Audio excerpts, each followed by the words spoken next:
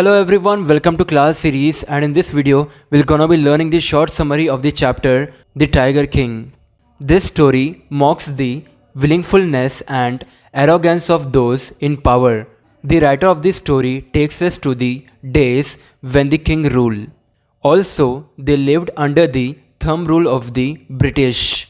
In addition, the ruler was uninterested in serving the people. Instead, they spent their time on foolish pursuits. They bent law to suit their interest. Beside, the Maharaja of Patibandapuram tries to disprove his fate that the chief astrologer predicted that a tiger will kill him. So he tries to believe the prediction and hunted down 99 tigers successfully.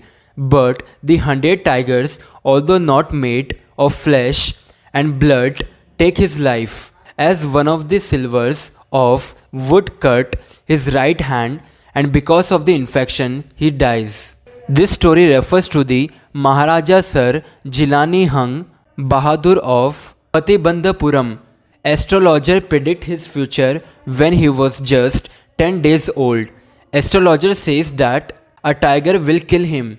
On this, surprisingly, the 10-day-old prince said, "Let tigers beware."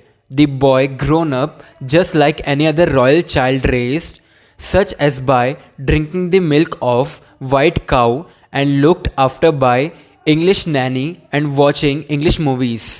When he was 20, he was crowned king and came to know about the prediction about his death. So then onwards, he started killing a tiger and put a ban on the tiger hunt in his state.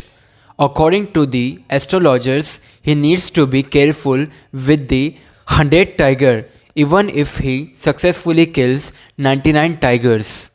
One time, a high-ranking British officer visits his state and wants to go for a tiger hunt. However, the Maharaja declined his wish, and in order to secure the state from the wrath of the British officer, the Maharaja sent 50 diamond rings to the officer's wife, whose worth was rupees 3 lakh. Within 10 years, the Maharaja successfully slays 70 tigers, but after that, there were no tigers left in Pratibandhapuram. Hence, to complete his target of killing 100 tigers, he marries a girl from the royal state that has more tigers so that he can complete his target. Whenever he visits his in-laws, he makes sure that he kills 5 to 6 tigers each time. In addition, in this way, he was able to kill 99 tigers, but he was unable to find the 100 tiger. On not finding the 100 tiger, the Maharaja became violent and threatened the Diwan.